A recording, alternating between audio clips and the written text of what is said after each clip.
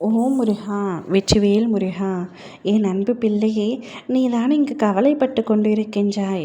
என்னுடைய வாழ்க்கை துணையை பிரிந்து விட்டேன் அப்பா. அவரை பிரிந்து என்னால் இருக்க முடியவில்லை. சில தவறுகள் செய்ததினால் மனக்கசப்பு ஏற்பட்டு சண்டை காரணமாக பிரிந்து வந்துவிட்டேன். எங்களுக்குள் ஆரம்பத்தில் இருந்தே கருத்து வேறுபாடுகள் இருக்கின்றன. நான் ஒரு கருத்தை முன்வழிகிறேன் என்றால் அதற்கு எதிராக அவர் பேசுகின்றார். அவர் வைக்கும் கருத்து சில நேரங்களில் எனக்கு ஒவ்வாமையாக இருக்கின்றது. இது போன்ற ஆரம்பித்த சிறு சிறு சண்டைகள் இப்பொழுது பெரிய சண்டைகளாக மாறி மனக்கசப்போடும் கருத்து வேறுபாடாலும் பல குடும்ப சண்டைகளாலும் இப்பொழுது நான் அவரை விட்டு பிரிந்து வந்து என்னுடைய இல்லத்தில் இருக்கின்றேன். அவரை பிரிந்து விட்டேனே தவிர அவரை மறக்கவில்லை. எங்களுக்குள் கருத்து வேறுபாடு இருந்தாலும் அவர் என்னை நேசிப்பது உண்மை. நான் அவரை நேசிப்பதும் உண்மை.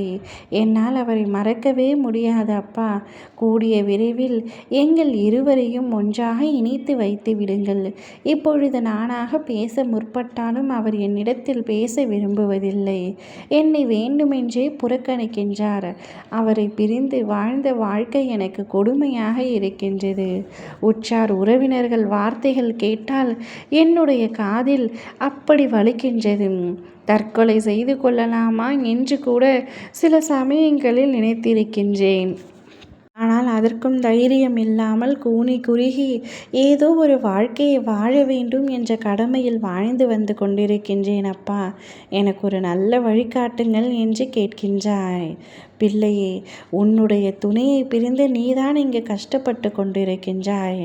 அவரை மறக்க முடியவில்லை, நினைக்காமல் இருக்க முடியவில்லை என்று நீதான் இங்கு தத்துவம் பேசி கொண்டிருக்கின்றாய். ஆனால் அங்கு அவரோ வேறு ஒருவரை மனதார நினைத்து அவரை திருமணம் செய்து கொள்ள வேண்டும் என்று முடிவெடுத்து விட்டார். மனதார நினைத்து விட்டார் என்றால் உன்னுடைய துணை அல்ல, அவருடைய குடும்பத்தினர். நீங்கள் இருவரும் பிரிந்துவிட வேண்டும் என்று அவருடைய குடும்பத்தினர் தான் நினைத்தனர். அதே போல நீங்கள் இருவருமே சண்டை வந்து பிரிந்து விட்டீர்கள். இப்பொழுது உன்னுடைய துணைக்கு அவருடைய குடும்பத்தினர்கள் சேர்ந்து மறுமணம் செய்து வைத்து விடலாம் என்று பேசி தீர்த்து கொண்டிருக்கின்றனர். உன்னுடைய துணையோ கட்டாயத்தின் அடிப்படையில் சம்மதம் தெரிவித்து விட்டார்.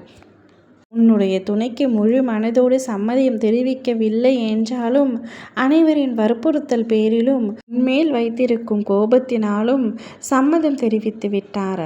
ஆனால் அவர் மனதுக்கு நன்றாக தெரிகின்றது செய்வது தவறு என்று. ஆனால் வேறு வழி இல்லாமல் அந்த தவறை தொடர்ந்து செய்து கொண்டிருக்கின்றார். நிச்சயம் இத்திருமணம் நடக்காது. உன் அப்பா நான் நடக்கவும் விடமாட்டேன். இது உனக்கான முன்கூட்டிய எச்சரிக்கை. நீதான் கவனமாக உன்னுடைய வாழ்க்கையை பார்த்து கொள்ள வேண்டும்.